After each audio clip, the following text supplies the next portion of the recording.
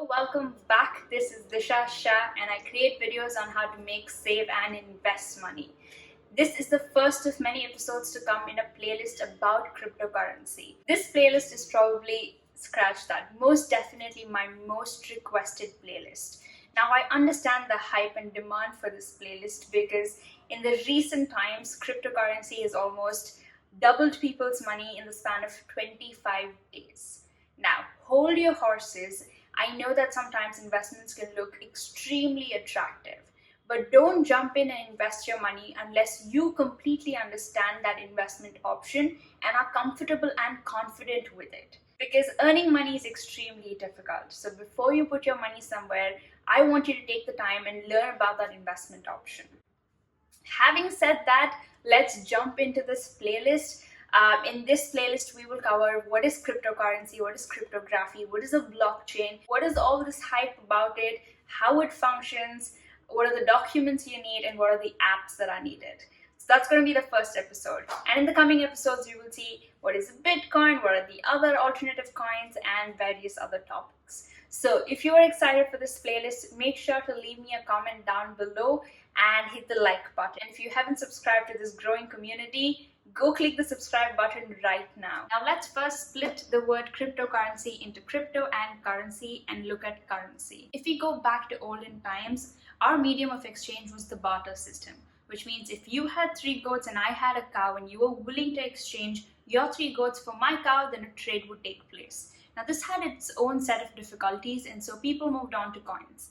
And then people moved on to notes and coins. Now something that's been common over all these years and decades is that currency has had a physical form. However, in recent times, we've seen all of us adopt UPI and Google Pay and Paytm, and it's become a lot of digital cash. So we know that currency in its most specific sense is a medium of exchange. It doesn't matter if it has a physical form or are just digits on a computer screen, as long as value is assigned to it. Let's say person A, who's in India, wants to send a certain amount of money to person B, who's sitting in the US. Now, when this transaction happens, there is an intermediary, which is the bank. The bank verifies a number of details before the transaction takes place. Who the sender is, who the receiver is, what their identities are, what is the amount that's being sent, converts it from INR to dollars, and then the transaction happens. And this information is stored via bank. Now, because the bank verifies all these details and does the transaction for you, it charges a certain amount of fee.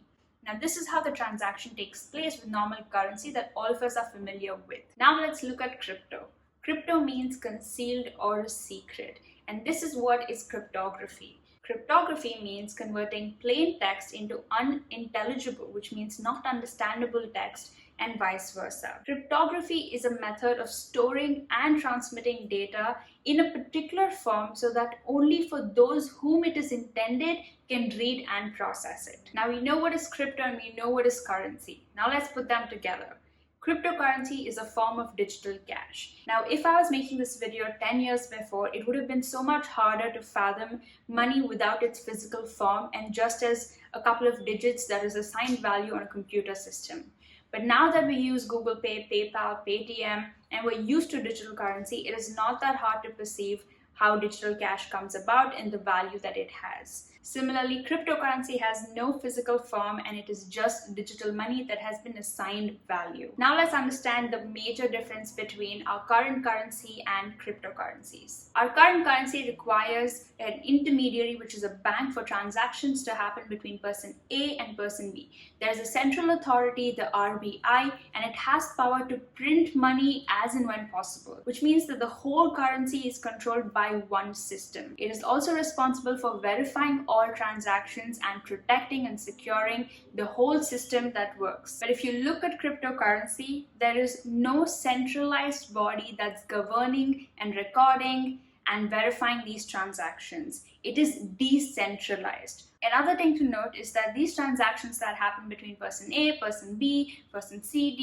E, F, G are recorded in ledgers that are not open to common public. Whereas in cryptocurrency, since there is no centralized body that is holding this information, all the transactions are open to public. When you come to crypto, remember the word crypto means concealed or a secret, which means no identities are revealed in these transactions. So even though the ledger is open to the public knowledge, you can see that the transaction has been made from person A to person B. This is the transaction amount, it's happened at this time, but you cannot see who this person A is or who this person B is. They remain concealed and a secret, which works at an advantage for the cryptocurrencies because this means that hacking the cryptocurrency is almost impossible. Identity theft is almost impossible. Not almost, it is impossible. But it also leads to one disadvantage. Say that you're person A, you want to transfer money to person B, but by mistake you transfer the money to person C.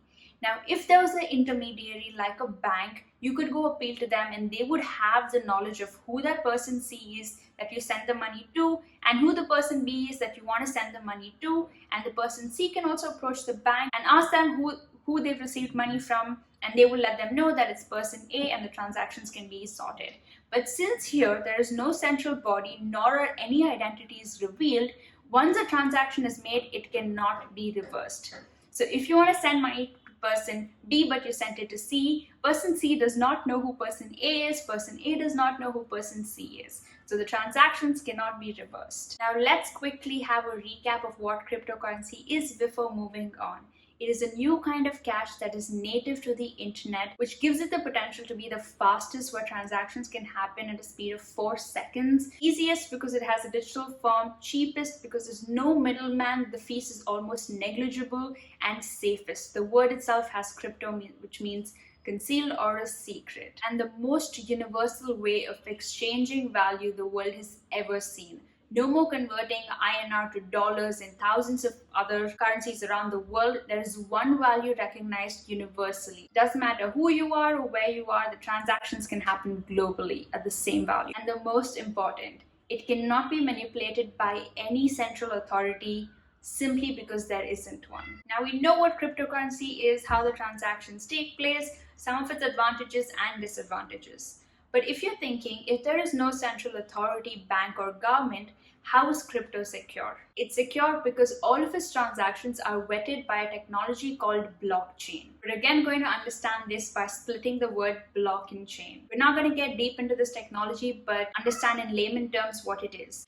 For this, we're going to split the words block and chain. Think about the block as a box for storing information. It stores information of the transactions, for all the transactions that take place. Person A sending it to person B, at what time, how much, then the next transaction, and the box of the block gets filled. Once the block is filled, a new block is taken to the picture. And then once this block gets filled, a new block comes up. Once that block gets filled, a new block comes up. Now let's look at the word chain. Chain is used to connect these blocks. Once block A is filled and block B comes into the picture, block B points to the last transaction made in block A. Similarly, block C points out to the last transaction made in block B. And so all these blocks are connected by this chain. Now, since each block points to the previous block, if any of these blocks are taken out, it is very easy to identify that something is missing. And this is what makes the whole blockchain technology so safe. And this is the speciality of blockchain. So a cryptocurrency's blockchain is similar to a bank's balance sheet or a ledger. Each cryptocurrency has its own blockchain. Now there are different kinds. There's Bitcoin, Ethereum, Litecoin. Each currency has its own blockchain, which is ongoing, constantly re-verified record of every single transaction ever made using that currency. Now, unlike a bank's balance sheet or a ledger, which we know is not open to public, a crypto's blockchain is distributed across all its participants of the digital currency's entire network. No company, country, or third party is in control of this blockchain, and anyone can participate. Another major advantage of cryptocurrency transaction is that unlike right now, when making a transaction, we provide so much sensitive information like our name, address, our credit card number, our CVV, our phone number. When making a transaction with crypto, you don't have to provide any sensitive information. This means that there's almost zero risk of your financial information being compromised or your identity being stolen. That's it in terms of the explainer of cryptocurrencies for this episode. Now let's move on to the documents you will need and the apps that you can use. Before the second episode comes out, everyone who's interested to invest in cryptocurrencies, I urge you to start getting your account verified. So download the app, get your documents sorted, and get it verified. So in the next episode, when we discuss the different currencies and different coins and how you can invest in them, you will be ready to invest straight away. So for the documents that you will need your bank account, PAN card, Aadhaar card. For the KYC that the app will do for you, you will require a valid email address and a mobile number. Some apps also ask for your residential address. So make sure all these documents are sorted, and I will leave some of the apps that I know are good and verified because my friends use it and I use it, and I will leave the links to all of them in the description box, so make sure you check that out. That's about it. We're at the end of the first episode of this playlist. If you enjoyed it, make sure to like this video and leave me comments down below on what you find interesting, your questions, and anything else really. And don't forget to subscribe to my channel. And if you stayed with me till the end of this video, then the highest in me recognizes the highest in you. And I will see you in my next video.